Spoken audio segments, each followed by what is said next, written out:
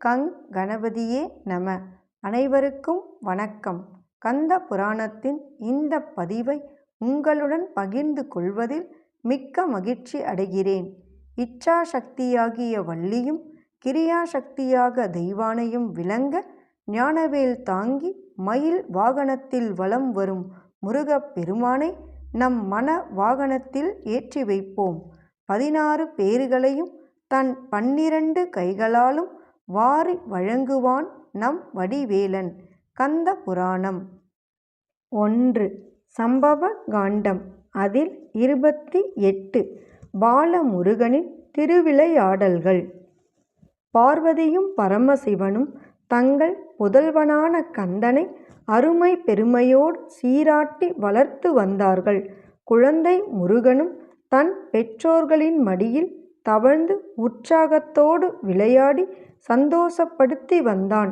தன் கால்களில் அணிந்திருக்கும் 2 தண்டைகளும் நவரத்தினங்களால் இழைத்த வேலைப்பாடமைந்த 2 பாதரச சதங்கைகளும் இடுப்பின் கீழ் கட்டியுள்ள அரைஞானில் கோர்க்கப்பட்டுள்ள கிண்கிணி மணிகளும் மார்பில் அணிந்திருக்கும் மாலைகளும் குழந்தை அப்படி இப்படி அசையும் போதும் நடக்கும் போதும் ஜல் ஜல் என்ற இனிய ஒலிகளை ஏற்படுத்தி கொண்டிருந்தன.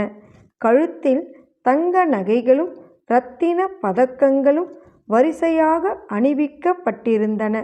அத்தகைய ஆபரணங்களோடு தன் தாய் தந்தையரால் ஆசை பெருக்கோடு முத்தமிடப்பட்ட குழந்தையின் மார்போ விண்மீன்கள் நிறைந்த வானம் போல் ஜொலித்தது.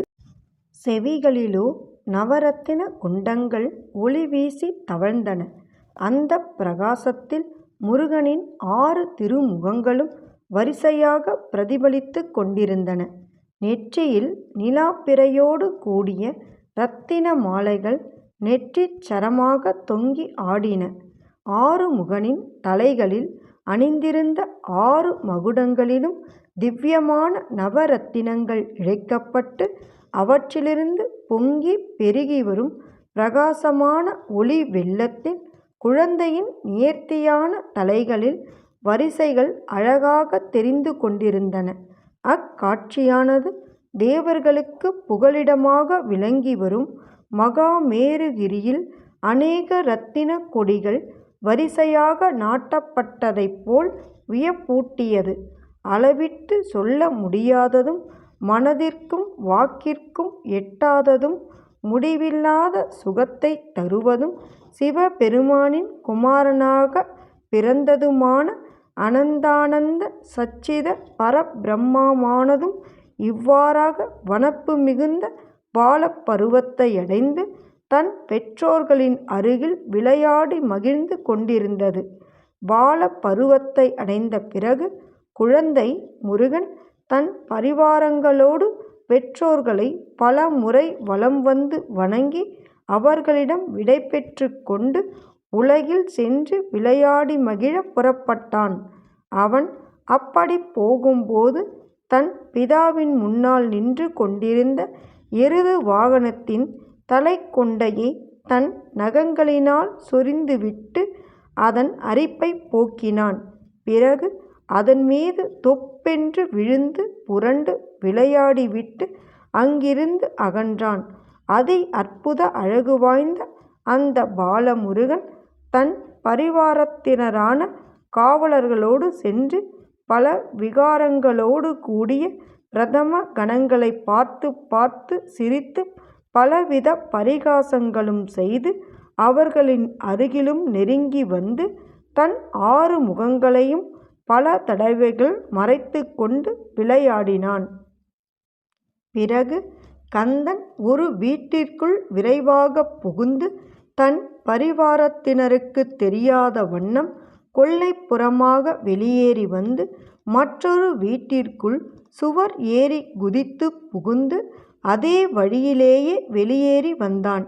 அதன் பிறகு அவன் பெரிய பெரிய மரங்கள் அடர்ந்து வளர்ந்திருக்கும் தேவர்களின் நந்தவனத் தோட்டத்திற்குள் வானவெளி வழியாக வந்து உட்புகுந்து அம்மரங்களில் பழுத்து தொங்கும் கனி வர்க்கங்களை குலுக்கி உதித்தான். அங்கிருந்தபடியே இன்னொரு மரத்திற்கு தாவிச் சென்று அதில் பூத்திருக்கும் மலர்களை பறித்து போட்டுவிட்டு மற்றொரு மரத்திற்கு தாவினான். அந்த மரத்தின் வழியாக வளர்ந்திருக்கும் துளிர் இலைகளிலும் மலர்களிலும் விருப்பங்கொண்டு தன் 6 முகங்களினாலும் அதன் பழங்களை தின்று தீர்த்தான். இத்தகைய குறும்புகளையெல்லாம் செய்து முடித்ததும் அவன் அங்கிருந்து பூலோகத்திற்கு வந்து தாமரை தண்டின் மீது நாட்டம் கொண்டான். அதனால் நதிகளையெல்லாம் கலக்கிச் சேறாக்கி 7 கடல்களின் கரைகளையும் தம் தாமரை மலர் போன்ற காலால் உடைத்தான். பிறகு 7 கடல்களையும் ஒரே கடலாகச் செய்து அதில் வசித்து வந்த திமிங்கலையும் மீன்களையும் மனம் போனபடி நசுக்கி விளையாடினான். 7 மலைகளையும் குந்தம் என்னும் ஆயுதத்தினால் 100ஆக உடைத்து சிங்கங்களுடன் விளையாடி மகிழ்ந்தான். அனந்த கல்யாண குணம் படைத்தவனும் உலக குருவுமான பாலமுருகன் தன் தாமரை கரங்களாலும் மரங்களை உடைத்து வீழ்த்தியும் ஒரு மலையிலிருந்து மற்றொரு மலைக்கு தாவிக் குதித்தும் தன் கணங்களோடு வரிசையாக செடி கொடிகளிலும் பாம்புகள் வசிக்கும் இரத்தின சவுகளிலும் பலவிதமாகவும் விளையாடி மகிழ்ந்தும் நாட்களை கழித்து வந்தான். சிவகுமாரனும் மிகவும் சாமர்த்தியசாலியும் குறும்பு விளையாட்டுகளில் சலிப்பு இல்லாதவனுமான பாலமுருகன் யானையைப் போன்ற கரிய பெரிய மேகங்கள் நிரம்பிய ஆகாயத்திற்குச் சென்று அங்கு பரவி கிடக்கும் மேக மண்டலத்திலிருந்து இந்திரனுக்கான வானவில்லை தன்னிரு கரங்களினாலும் எடுத்து கொண்டு வந்தான். கணக்கற்ற நட்சத்திரங்களை 10,000 கோடி உருண்டைகளாகச் செய்து அவற்றைக் கொண்டு தேவர்களின் தலைகளில் உள்ள 3 மணிகளை அடித்து வீழ்த்தினான். மிகுந்த பராக்கிரமசாலியும் மூவுலகின் அபாயங்களையும் துயரங்களையும் துடைப்பவனுமான அந்த பாலமுருகன் மிகவும் பிரகாசமான சூரிய பகவானின் 7 பச்சை குதிரைகளையும் பிடித்திழுத்து அவற்றின் மீது ஏறி பல விதங்களிலும் தன் மனம்போல் நடைபயின்றான். தேவர்களால் வணங்கி வழிபடப்பட்டும் கிருத்திகா புத்திரனாகிய முருகன் அக்குதிரைகளை அடித்து விரட்டிவிட்டு சந்திரனின் ரதத்தினுள் ஏறியமர்ந்து கொண்டு ஓடையைக் கலக்கும் யானையைப் போல் 10 திசைகளிலும் தங்கு தடையில்லாமல் ரதத்தை செலுத்திச் சுற்றி வந்தான். பிறகு அதையும் விட்டுவிட்டு இந்திரன், அக்னி, யமன், நிருதி, வருணன், வாயு, குபேரன் ஆகியவர்களுடைய யானைகளின் மீது ஏறி அமர்ந்து கொண்டு பலவிதமான நடைகளினாலும் ஓட்டங்களினாலும் சவாரி செய்தான். பிறகு துருவன் கையினால் பிடிபட்டதும் காற்றாகிய கயிறுகளில் கட்டப்பட்டதுமான நவகாதி நட்சத்திரங்களின் சக்கரத்தை பாலமுருகன் அறுத்துவிட்டு தன் பரிவான கணங்களோடு சேர்ந்து கொண்டு 8 திசைகளிலும் அந்த சக்கரத்தை தூக்கி நின்றும் ஆகாய கங்கையின் முதலைகளை பிடித்து கட்டி பிறகு அவற்றிற்கு பூஜை செய்து தண்ணீரில் விட்டும் விளையாடினான். அதன் பிறகு மேலும் விளையாட விரும்பி மேலே இருக்கும் மகாலோகம், ஜனலோகம், தபோலோகம், சத்தியலோகம் ஆகிய உலகங்களுக்குச் சென்று அங்குள்ள விஸ்வர்கள், சித்தர்கள், தேவர்கள், நவப்பிரஜாதிகள் ஆகியவர்களையெல்லாம் தம் விளையாட்டுகளினாலேயே பயந்து நடுநடுங்கச் செய்தான். பிறகு லோகலோக பர்வதத்திற்கும் சென்று அங்கும் பலவிதமான குறும்புகளையும் புரிந்தான். உலகங்களைக் காக்கும் பாலமுருகனானவர் சத்தியலோகத்திற்குச் சென்று அங்குள்ள நான்முகனின் 4 முகங்களையும் தொட்டு விளையாடி அவருடைய மார்பில் சிதறிக் கிடந்த பூணூலால் அவரது தலையில் உள்ள ரோமங்களை கட்டி முடித்தான்.